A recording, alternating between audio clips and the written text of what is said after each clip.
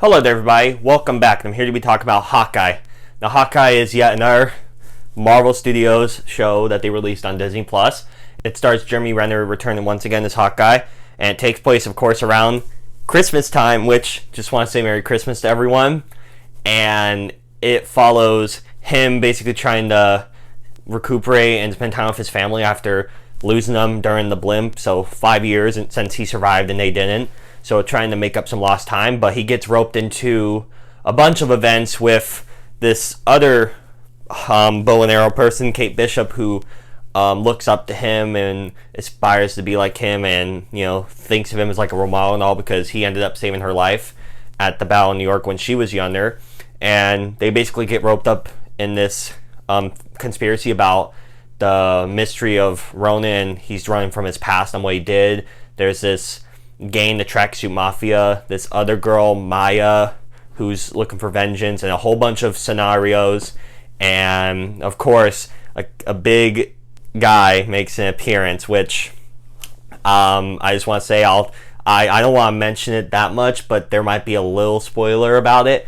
But anyway, so this is, like I said, another Disney Plus show for Marvel Studios, which they've done a lot this year. They did What If, Loki, WandaVision, Falcon Winter Soldier. That's a lot of shows to talk about. And of course, people are wondering, would this show live up to the others? Because the others were honestly hit or miss for me. I thought Loki was great. Falcon Winter Soldier I really liked. WandaVision was kind of garbage. What If I couldn't finish. I will finish it eventually though. But this show, there's a lot of stuff I really like about it. Like, for example, I really like that about all these shows, that they give these smaller characters in the universe more exploration and more to dive into them and give them development. I love that type of stuff. So, of course, I always felt bad for Jeremy Renner because Hawkeye was kind of like the butt end of the joke for the Avengers. He has a bow and arrow and stuff, and Black Widow was kind of in that similar position. They didn't really have powers or anything, but they were just normal people. But she was more successful and popular than him. So I'm glad that they were giving him, more for him to do.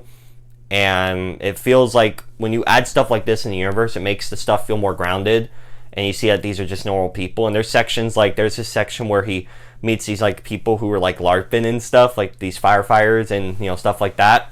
And I thought stuff like that was really cool. And it really showed that he's, it just shows, a smaller type of scale than we have been used to in the past couple entries, where they're breaking the multiverse or defeating a big purple giant, destroying half of the life in the world and stuff like just these big grand scale things. It's nice to come to something like this that's pretty small scale and can be kind of personal in some aspects, because he is dealing with trauma of what he went through. Especially a running theme is what happened to Black Widow, how it was between him and her to die for the stone, and she ended up dying for it, so he's dealing with that. There's lots of nods and stuff to that. Of course, if from the Black Widow movie, Black Widow's sister, Florence Pugh's character, returns.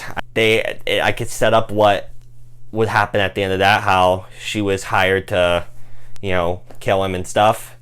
And there's still a lot of question marks about all that, but the show's really interesting. I think the credit theme and just how the Christmas plays into it, I really like all that. Especially the style of the Marvel credits, I really do appreciate. And I think they're so cool. And the Hawkeye show, when you watch it, I know it's weird to just talk about this, but I just really appreciate the artistic value and just how neat it is. And it's pretty fun. It really is. It's just, I know it sounds like I'm just saying stuff, but this show, there isn't really that much to talk about. There was the stuff that people were hyped up about didn't show up till the final, the second to last episode, which was just a picture. And then the final episode, which that person that everyone was hyped about does get time to shine. But, it's just, I'll just say it here, Kingpin, the Vincent D'Onofrio, but I won't say, that's just it's been marketed at this point. Everyone's hyping it up on Twitter, and it's out there, so. But it's just what happens. I won't say what happens and stuff, but how it ends, it just kind of leaves a bad taste in your mouth. It's like you hype this up and you set it up just for that outcome. I don't know if the character will come back or the actor will come back, but if that's it, then that's garbage. What they did, that's trash. And I don't know, it just felt like they just kind of had to do this to try to give something for Jeremy Renner, to do.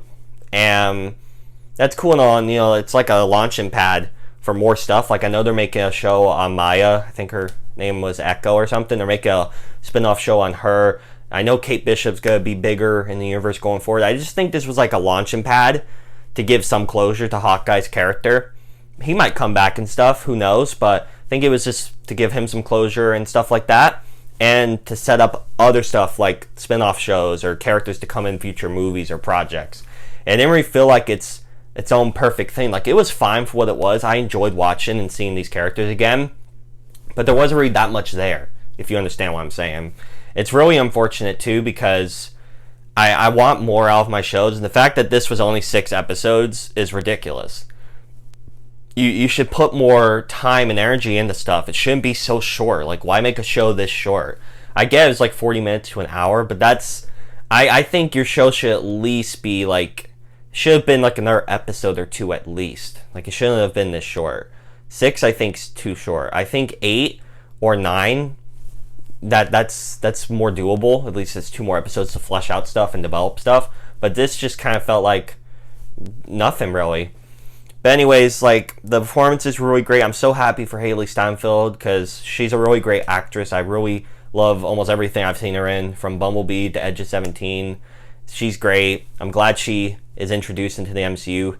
Vera Farmiga, who's from the Conjuring series, she plays an okay role in here. She wasn't really... she was okay. Vincent D'Onofrio, he's always perfect as Kingpin, but we didn't get enough of him, unfortunately.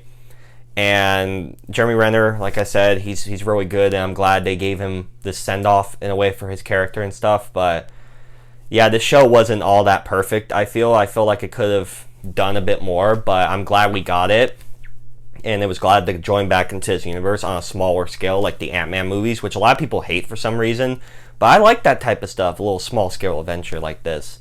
But anyways, those are my thoughts on Hawkeye season 1.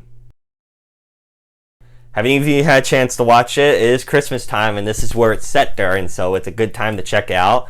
Again, thank you all so much for watching. It means a lot to me. And if you want to hit the subscribe button and the bell as well to get notified on when I upload, that would mean so much to me. And I will catch you all in the next video. Have a Merry Christmas, guys. Bye.